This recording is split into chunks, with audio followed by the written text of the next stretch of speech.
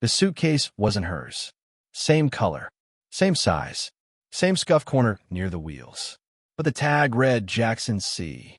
She froze in the doorway, eyes locked on it like it had whispered a secret. I was sitting on the couch, pretending to scroll through my phone, already knowing this wasn't the kind of mistake people made unless they were in a hurry. Unless they didn't want to be seen. It must have gotten switched at baggage claim, she said too fast, reaching for it, hand trembling ever so slightly. But I'd already unzipped it. Inside, 2 shirts, 1 cologne, a charger, a leather wallet, and a folded receipt for a couple's massage at the Palms Resort and Spa, room 714. I hadn't opened the wallet. I didn't need to. Her perfume was on the receipt. She didn't speak, just stood there, her smile unraveling in slow motion. Her eyes darted to the door, then to the bag, then to me, and I waited like I'd rehearsed it for days, like I hadn't already gone numb. "Did you go through someone's bag?" she finally asked, like that was the crime here. "Wrong bag," I said, tapping the photo on the receipt. "Wrong trip. Wrong story. Try again." Her face collapsed. She sat down, knees hitting the floor harder than I expected. It wasn't supposed to mean anything, but I already knew it did. Because while she was unzipping a stranger's suitcase, mine had been zipped shut for days, full of questions I couldn't ask, answers she'd never give, and one thing she couldn't see coming. The camera. It was still recording from behind the lamp, and we were just getting started. She didn't notice the blinking red light at first. She was too busy trying to stop her breathing from sounding like guilt. I watched her, hands twitching, gaze flickering back straight like she thought posture could protect her from the collapse. I didn't move. I didn't raise my voice. That's not who I am. I just sat there with my elbows on my knees and stared at the crumpled massage receipt still clutched in my palm. It had her lipstick smudged near the bottom, like she'd kissed it, or maybe dropped it in a hurry. Either way, it made me sick. "You were supposed to be in Oregon," I said flatly. "I was," she lied. Instantly, without even blinking. And in that moment, I understood something brutal. She'd been practicing this. Rehearsing. She hadn't just cheated. She'd prepared for the lie. "You were in room 714 at the Palms in Santa Fe," I replied. "Not Oregon. I track your flight. Your Uber. The room was in your name." Her mouth opened, closed, then opened again like she had to choose from a dozen scripts. Finally, she settled on a soft, broken whisper. "Ellis, I didn't know how to tell you." There it was. The confession, almost poetic in its cowardice. She didn't know how to tell me, so she just didn't. She let me kiss her goodbye at the airport, told me to hold down the fort, and then flew across the country to play house with someone named Jackson C. I could have ended it right then, thrown her out, screamed, cried, but instead, I leaned back and asked how long. She paused. It was only, "How long?" I repeated this time through my teeth. She looked at the floor. 3 months.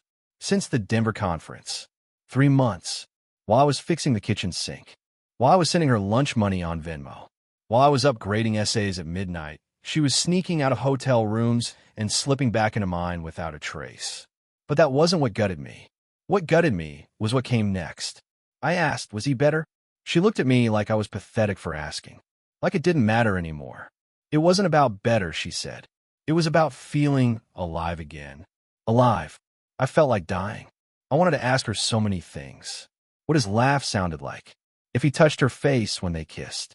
If she moaned or whispered in ways she never had with me. I wanted to know if he'd seen her cry. If he held her after. If he loved her. But instead, I just whispered. "You could have said you were unhappy." "I didn't know I was," she said. "Until I wasn't with you." It hit like a slap wrapped in silk. She walked past me slowly, reaching for the suitcase. She had to pretend she still owned the space she was moving through. But then, just as her hand touched the handle, I said the only thing that made her freeze. "You're on video. Dead still. I've been filming since you walked in." She spun around, her expression draining color like someone yanked the life from her body. "What? You said I was paranoid last month," I told her. "That I needed therapy, that I was projecting my insecurities. But when you erased the call log on the kitchen tablet, you left the login open. And when I saw you delete that photo from our shared album, I knew." "Ellis, Don't. I cut her off. Just don't. The room was silent, except for the soft hum of the air conditioner and the faint mechanical whir of the hidden camera still watching everything. She reached for her phone. I wouldn't, I said. She hesitated. I already sent the footage to my email, and a copy to an encrypted drive. Whatever story you're about to build, it won't erase what's already documented. Her hands dropped to her sides. I'd never seen her so still. I didn't want to hurt you, she said. I know, I replied. But you did it anyway.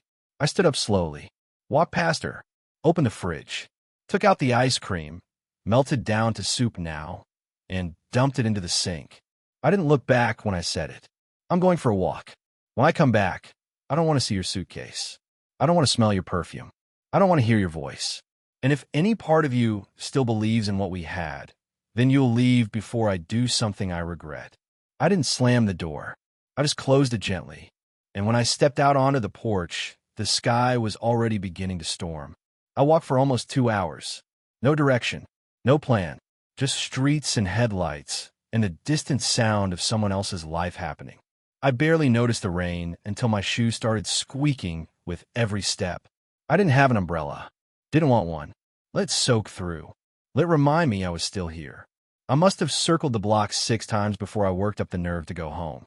Every part of me expected to walk back into silence, into emptiness. That she'd be gone. Suitcase rolled away, perfume trail vanishing, like she never existed. But the apartment door was unlocked. That was the first sign. I stepped inside and immediately felt it, that strange electric kind of stillness, like the air had held its breath. Her shoes were still by the door. Her coat still hung on the hook. The suitcase was gone, yes, but she hadn't left. I turned the corner into the kitchen and stopped cold. She was sitting at the table, her head in her hands, a stack of old photographs spread out in front of her. Our wedding, our trip to Colorado, that random photo from the fall carnival, where I'd won her a giant bear she pretended to hate but kept on the bed for years. Her cheeks were stained with mascara, but her eyes weren't red. She wasn't crying anymore, just staring. I wanted to remember, she said, without looking up. I didn't ask you to, I replied. You didn't ask me for anything, she said quietly, and that landed harder than it should have. She stood, slowly, and walked toward me. I know you hate me. I deserve that, but I didn't come back to fight or beg. Then why are you still here? I asked. She didn't speak for a moment. Then, because there's one more thing you don't know. And she reached in her jacket pocket and pulled out a phone. Not her phone. This one was silver, cracked on the back. Old. She placed it on the counter like a confession. What is that? His, she whispered. Jackson's. I stared at it, confused. Why do you have it? She swallowed hard. Because I told him I was leaving him. I didn't respond. It felt like a trap, a setup, another carefully constructed piece of theater she wanted me to believe. It didn't take it well, she said. He smashed a glass. Got loud. I grabbed his phone when he left the room.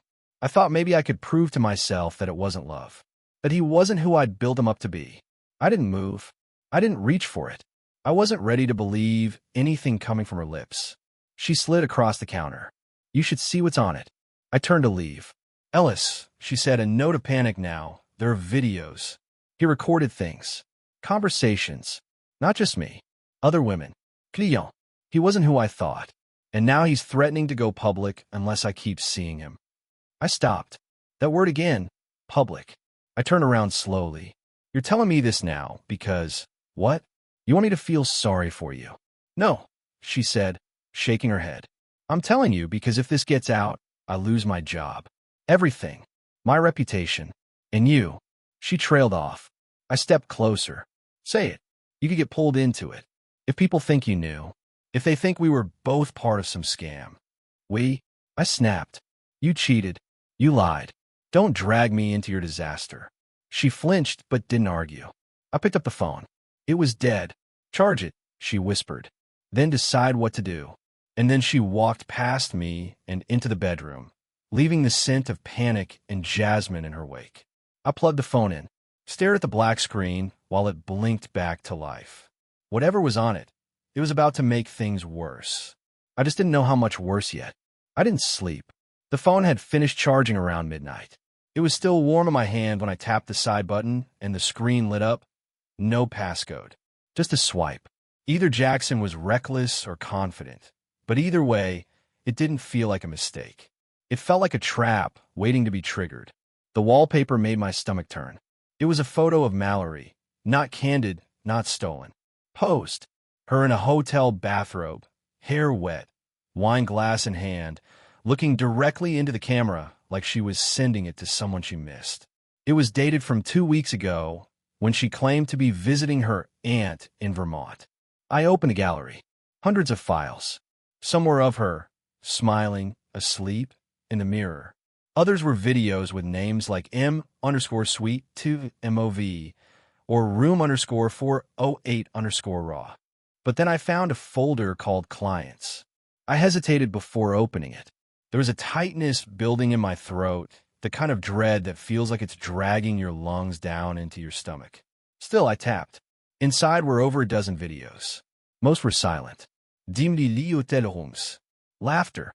Whispers. Men's voices. Women's faces blurred in shadows. I didn't recognize any of them. Until I did. Mallory's voice, barely audible. You really think they won't find out? Jackson's reply. I've been doing this for years. Nobody ever finds out until I want them to. I pressed pause. There was something predatory in his tone, something smug, like this was a game he'd mastered. Not just seducing women, but collecting them, weaponizing them. I played another file. This one was worse. Jackson filming from across a penthouse balcony, zooming in on 2 men arguing below in a parking lot. One of them clearly unaware he was being watched. A third voice in the background, female, crying. Jackson saying he's about to lose everything. Watch this. It wasn't just affairs. It was blackmail, manipulation. I realized then he wasn't sleeping with women for pleasure. He was building leverage. I sat there, alone in the dim kitchen, phone in hand, bile rising in my throat. Mallory had gotten herself involved with someone who didn't just cheat with her. He used her. And maybe she finally saw that too late. Maybe that's why she brought the phone home. Maybe that's why she looked scared for the first time in months. But I couldn't feel sorry for her. Not yet. Not after everything. It was nearly 3 in the morning when I noticed a message pop up. Jackson C. Still have my phone? I'll be at your place by sunrise if I don't get it back. I read it twice. He knew she had it, which meant he knew I had it now. My fingers hovered over the screen. I could reply. I could turn the phone off. I could call the cops. But all I did was stare, as if any response would drag me deeper into a mess I hadn't created, but was now trapped inside. That's when I heard the knock. 3 short taps. Soft. Deliberate. I glanced at the clock. 3:07 a.m. Mallory emerged from the hallway, pale, barefoot, her voice a ghost. That's him. I didn't speak. Another knock. Harder this time. Mallory whispered, Please don't open it. But I already was. The deadbolt slid back. And when I opened the door, it wasn't Jackson standing there. It was someone else entirely. He wasn't tall. That's what threw me at first. Jackson had always sounded like the kind of guy who filled a room before stepping into it, bold, arrogant, untouchable. But the man standing on my porch at 3 a.m. wasn't that. He was average in height, wiry, with a faded leather jacket zipped to his neck and hair cut too neatly for someone who knocked like a ghost. But his eyes? Cold. No emotion. Not curiosity. Not anger. Just calculation. You Ellis? He asked. I didn't answer. I just gripped the phone tighter behind my back. Didn't mean to wake you, he continued, glancing behind me. Is she home? I didn't say yes. I didn't say no. But that brief hesitation was enough. He smirked. Thought so. I started to close the door, but he leaned forward just enough to stop me without touching it. Listen, I don't care what she told you. I don't care what you think you found. That phone? Not yours. Hand it over, and this ends tonight. Otherwise, he didn't finish the sentence. Just let the silence linger, like the rest of the threat was floating in the air between us. Then he did something strange. He looked past me, over my shoulder, and for a second, something shifted in his expression. The smallest flicker of recognition, or maybe disdain. You're not the guy she described, he said. That one stung more than I expected. I stepped outside and shut the door behind me, cutting off Mallory's view from the hallway. "You've got 2 minutes," I said. "After that, I'm calling the police." He laughed. "You think the cops are going to care about some guy screwing his ex?" I didn't rise to it. "I saw the files," I said. "The recordings, the folders, the fake names. You've been collecting women, documenting them, using them." "They're not victims," he cut in calmly. "They knew what it was, just like she did.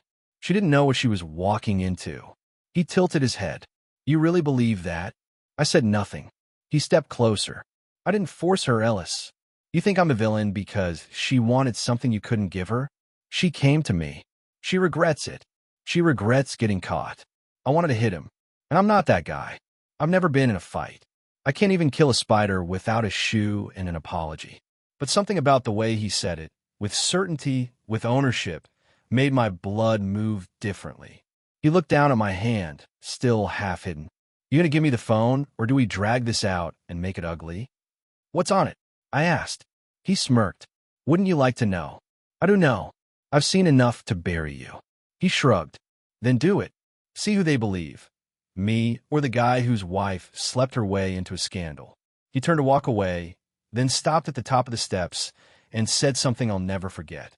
"She told me you were boring. That's the only thing she never lied about." And then he disappeared down the sidewalk, swallowed by the dark. When I went back inside, Mallory was waiting by the dining table, arms crossed, visibly shaking. "What did he say?" she asked. I dropped the phone on the table. "He said you told him I was boring." Her face cracked. "Ellis, I'm not angry that you cheated," I said, my voice almost calm. "I'm angry that you agreed with him, that you made me small just to feel wanted again." She reached for me. I stepped back. "I'm going to the cops tomorrow. I'm handing over the phone, the messages, the video, all of it.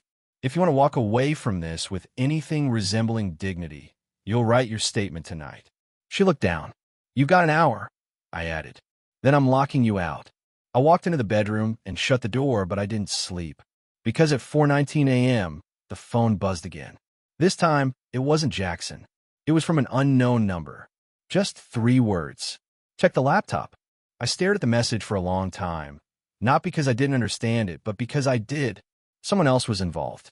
Someone who knew what I'd seen, what I hadn't, and most chilling of all, someone who knew what I'd missed. "Check the laptop." That was all it said. No number. No follow-up.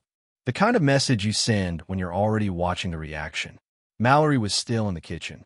I could hear her crying softly now, the kind of tears meant more for herself than anyone else. I didn't interrupt. I didn't ask what she was writing in her statement. I didn't care if she was writing anything at all.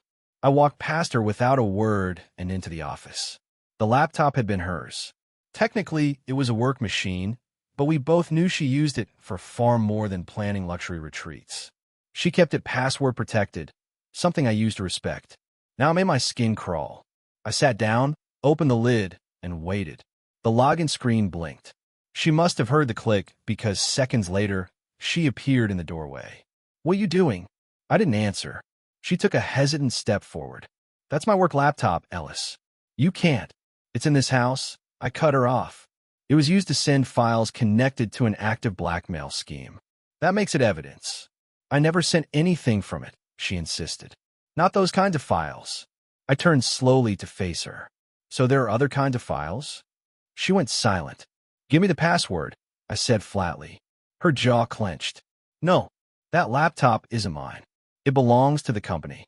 If they find out, they'll find out either way." I turned the screen toward her and stood up. "You type it." She looked down at the keyboard like it had fangs. "Mallory." She swallowed. Her fingers hovered, then typed, Ember 1047. The screen unlocked. For a few seconds, everything looked normal. Calendar invites, presentation decks, email chains about budget forecasts and client dinners.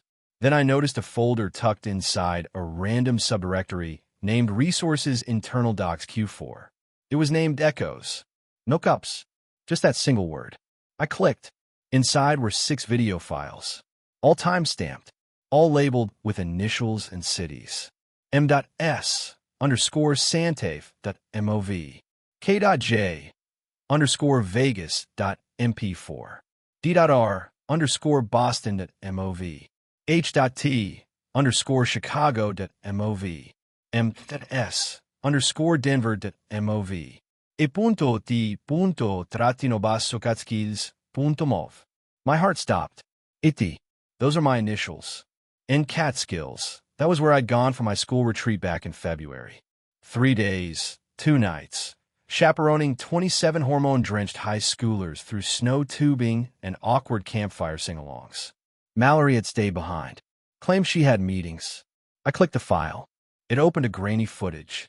From above, a hotel hallway, time-stamped during the exact weekend I'd been away.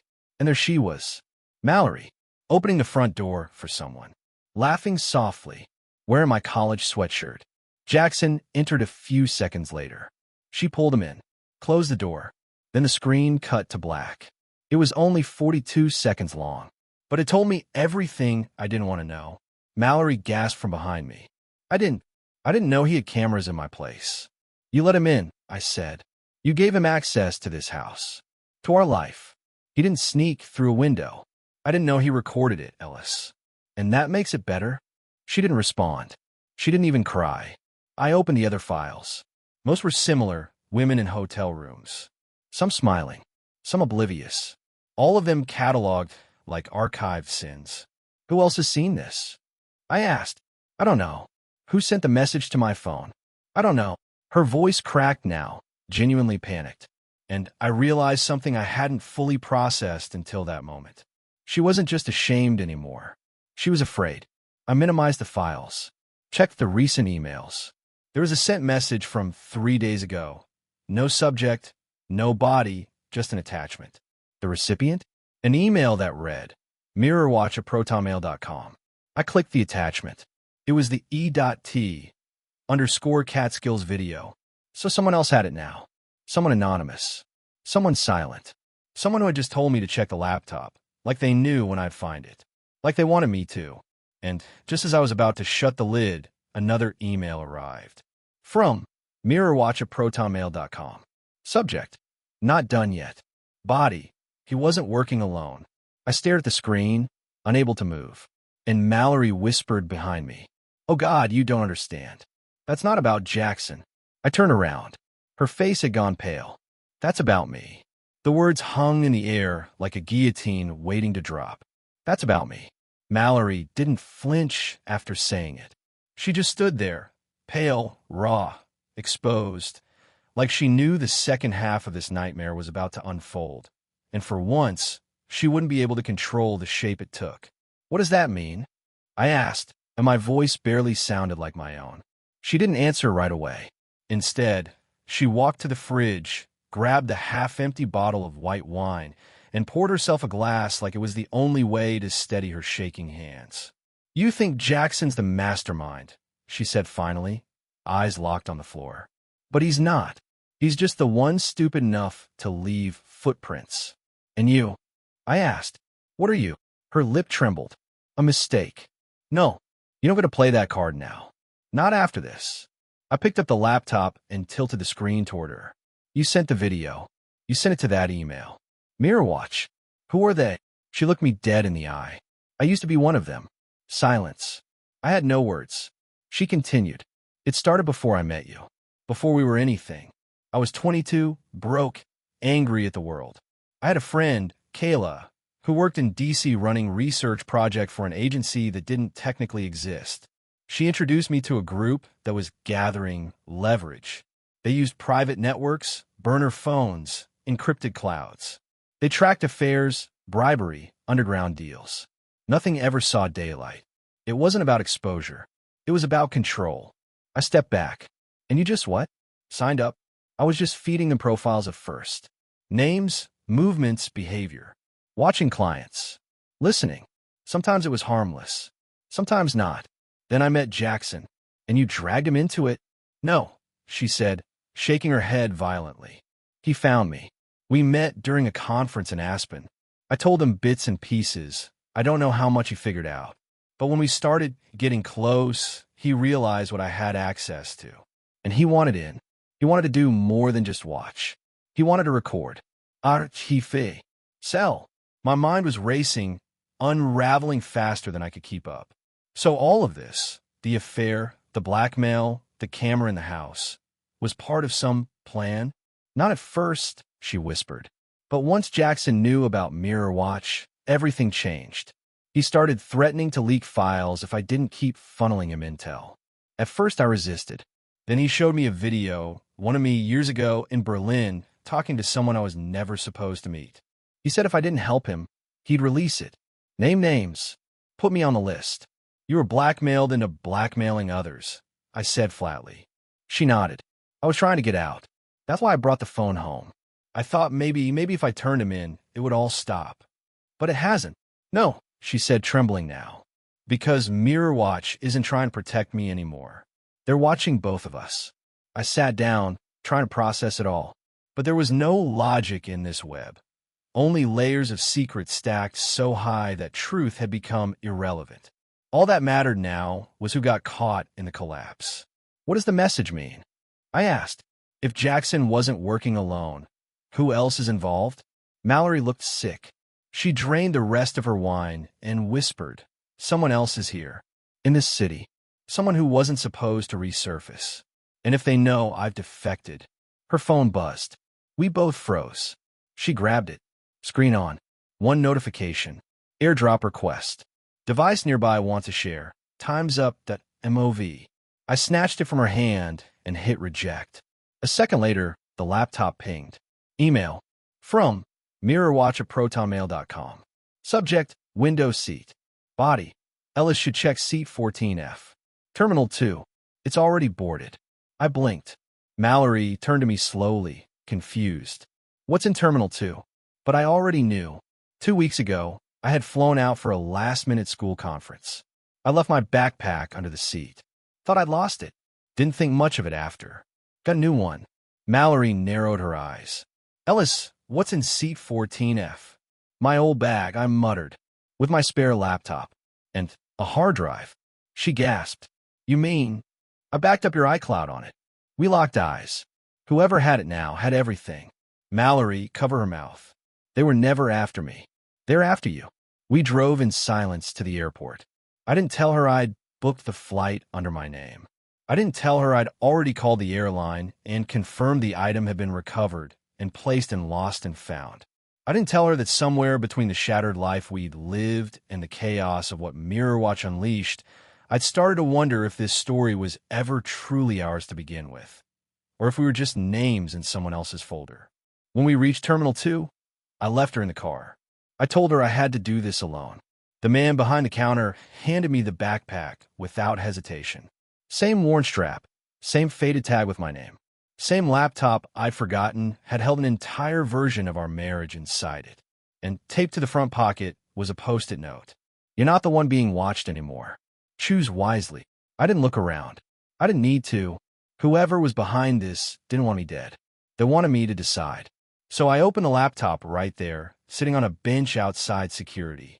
Everything was still there. Photos from our wedding, awkward videos of me dancing in the kitchen, screenshots of messages I hadn't read in years.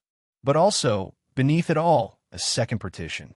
Hidden files, logs, conversations, names I didn't recognize, and some I did, senators, attorneys, people I'd taught their kids without knowing who they were tied to.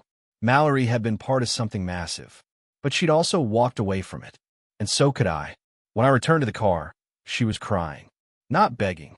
Not performing. Just crying. Did you find it? She asked. Yes. Are you going to destroy me with it? I didn't answer right away. I sat in the driver's seat, started the engine, and pulled out of the lot. After a few miles, I finally spoke. I don't want revenge, Mallory. I don't want a headline. I want peace. She looked at me with swollen eyes. And how we find that? You tell me the truth. One more time. All of it. And if I believe it, maybe we start again. Not as who we were, but as people willing to rebuild. No more secrets. No more lies. Her bottom lip quivered. I don't deserve that. No, I said. You don't. Then I looked at her. But I do. We didn't speak the rest of the ride. When we got home, she sat with me on the porch for hours. The sky turned lavender. The world went quiet. And she told me everything. About Berlin. About the day she decided to stop. About Jackson's threats. About the way she realized, somewhere between lies and leverage, that I had been her only constant, and she had used that constancy to hide in plain sight. And I listened. I didn't forgive everything. I didn't forget anything. But I listened. Weeks passed. The Mirror Watch messages stopped. Jackson's phone was turned over to a lawyer I trusted, who passed it anonymously to authorities. I never heard back. Mallory moved into the guest room. We didn't rush anything. No dramatic reconciliation. No forced therapy scenes. Just small things. She made dinner again. I started grading papers in the living room again. We walked on Sunday mornings like we used to. And one afternoon, she laughed at something I said. Not out of guilt, not for show, but real laughter. That's when I realized healing doesn't always look like victory.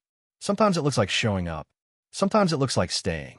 And sometimes, if you're lucky, it looks like two broken people finally deciding they're done breaking each other. We were never perfect, but we were still possible. And that was enough.